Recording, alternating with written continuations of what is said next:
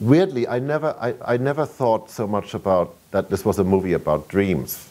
In a funny way, Chris and I, we took that for granted. What I thought was the two amazing things for me were that Chris really did a time travel movie. Lots of people have done time travel movies and they're usually hokey and doesn't work. And Chris figured out a legitimate way of doing a time travel movie that, you know, we're not aware of. Every night we time travel. Well, sometimes during the day as well, if your job's really boring. But if something's not working. Right, exactly. But just this idea that we could play with these different levels of time and how to stretch time, etc. The other part really was that he had written the Edith Piaf song into the script, and he had written Paris into the script. And there were two moments which sort of nearly threw us off course. One was, it's really expensive to shoot in Paris, and you know, Warner's quite rightly was saying, can't you guys just stay in London or wherever you are?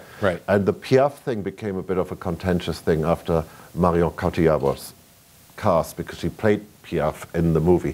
For those people that don't know that, and really, I kept thinking, you know, not that many people had seen that movie. And the idea of Paris itself, you know, just the word and seeing an image of Paris is incredibly evocative. I don't think there's another city like it.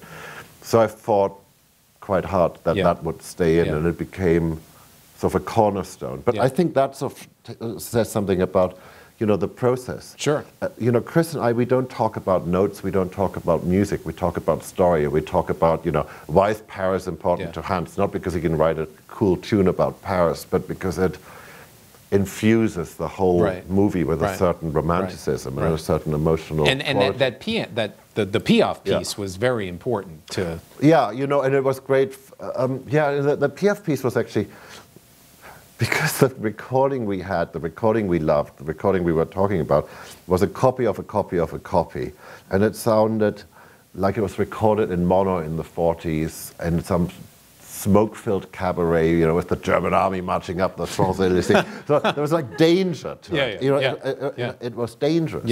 And then we actually got the proper and it was transferred at the wrong rate as well. So, so when we actually finally got the proper recording, it was a bit of a letdown, because it was all beautiful stereo and stuff like that.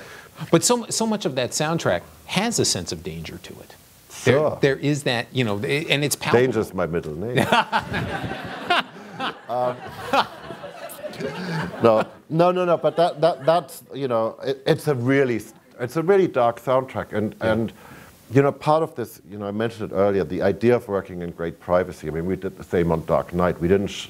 Everybody knew we were making a Batman movie, but they didn't know we were making that sort of a Batman movie. And the same with Inception. I mean, and it's not out of hubris or anything like this. It's just, these are delicate little decisions, and you want to, and making a movie really, this is back to your butting head thing. You have to be like a little family, and you have to support each other. I mean, Terry Malick, you know, who I butted heads with a lot, once said to me, you know, the way we talk to each other, only brothers can talk to each other like that. And it's sort of true, because, you know, well, it's a tricky thing. Literally from day one, I started working with amazing directors, so here's the bridge back to Inception. I mean, one of the sort of homework we did for Inception was we watched a lot of 70s movies, mainly by people like Nick Roeg and Alan Parker.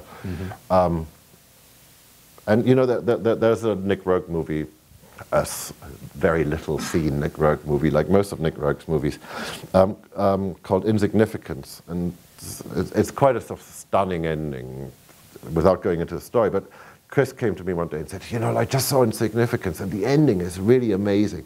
And I could actually turn around to him and said, well, I did that. You know? And so, but it was like, you know, suddenly this connection, you know, of having worked with these amazing filmmakers who never really broke out into the mainstream. You know, who were, you know, Hollywood didn't really like anything they were doing. And suddenly figuring out a way of taking everything I learned and applying it to something that became, you know, a huge commercial success. You know, and I still use, I mean, I use it in all my movies. I use what I learned from Stephen Frears. I use what I learned from Stanley Myers. Music is a sort of, the collaboration goes way beyond that little group. It becomes about the audience, and this gets back to Inception. Inception, which is a movie about shared dreaming, I think will resonate very differently when you sit there and watch it by yourself on a DVD. Then, you know, he tells you what he's doing to you. You're sitting in a cinema and you're all sort of having the same experience at that moment in time. And I think that's what the music has to help you do. And that's why I think performance is an important thing.